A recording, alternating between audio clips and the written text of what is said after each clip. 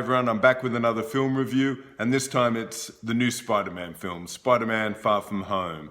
So we're going to do our usual thing.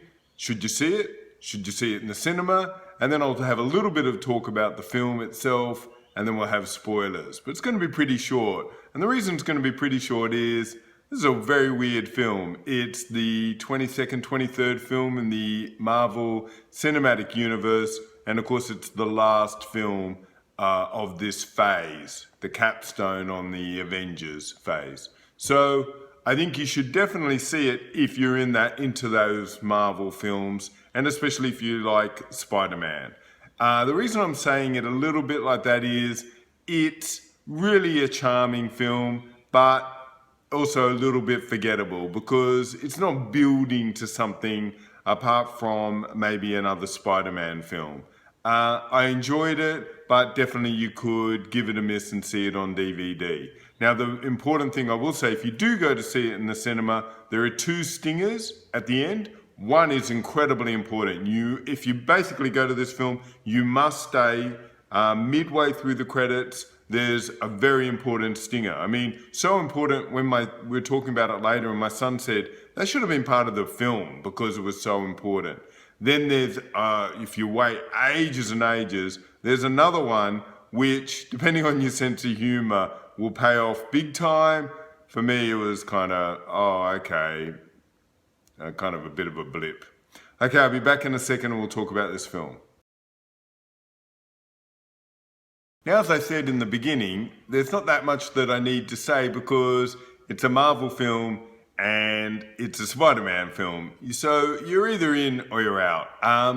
I think John Watts returns. Now, John Watts directed the first Spider-Man film. He's an interesting guy. If you're into films, you should see it, because how he made the jump from doing some kind of weird little films to being in charge of Spider-Man franchise is an amazing story in itself. So you got Tom Holland returns, Zendaya as MJ, Battleon as his friend Ned, Marissa Tomei, all the usual Spider-Man crew.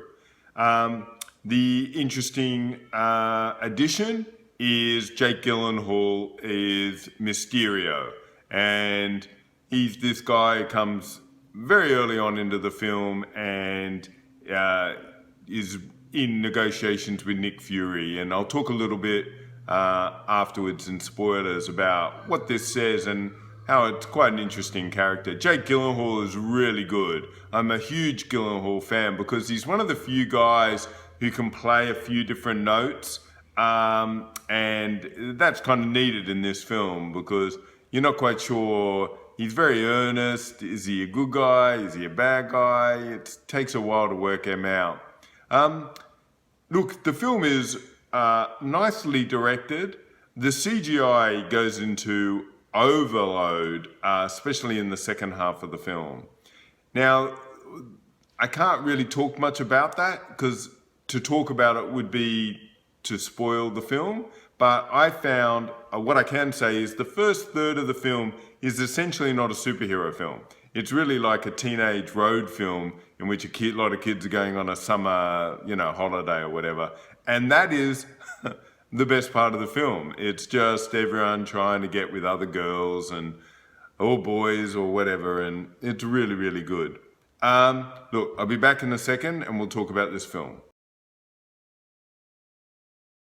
Okay, so we're in spoilers, and so I can then talk a little bit about what is happening. So obviously you're not watching this unless you've seen the film.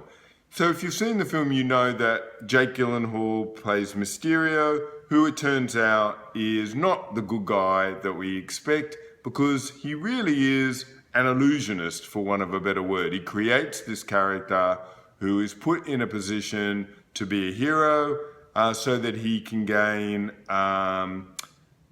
numerous benefits. One being to get the special Tony Stark glasses off Spider-Man, but also he's setting himself up in a post-Avengers world to be the hero where he can then do other things, demand money, and almost you get the feeling like they'll create a problem and then solve it.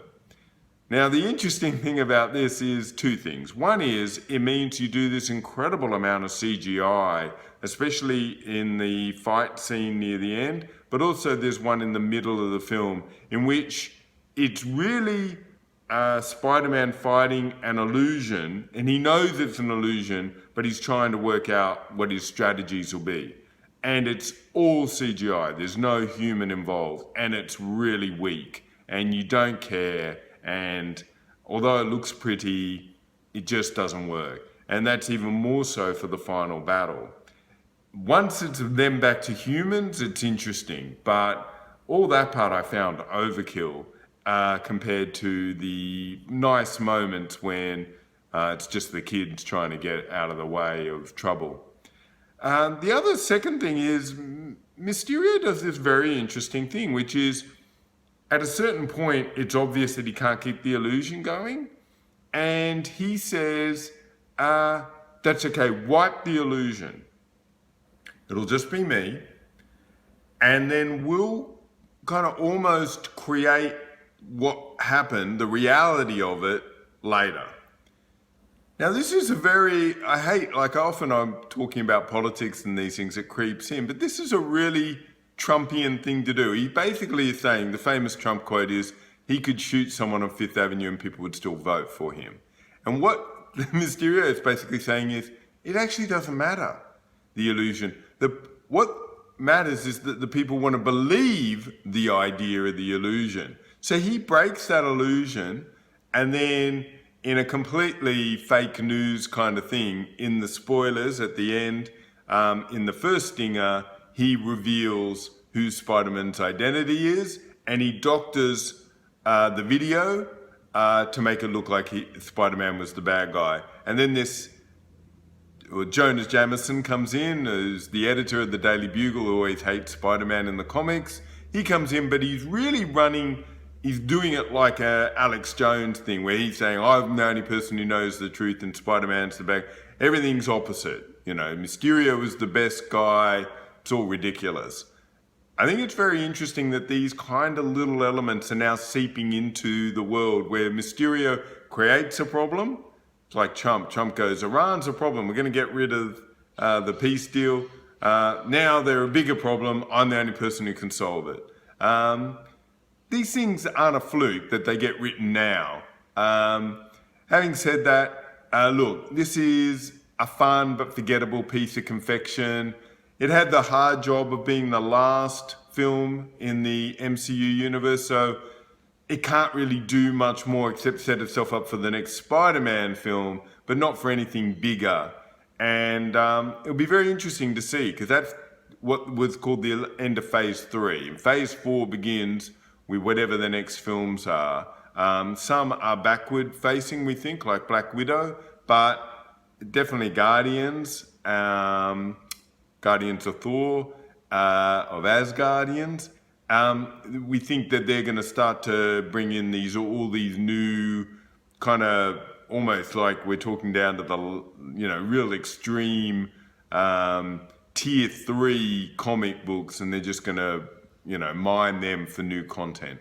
Okay, that's it for today. If you like what I'm doing, hit like, subscribe. If you agree, disagree, put your comments. And I'm on Twitter at Guru Eden. I'll talk to you soon. Bye.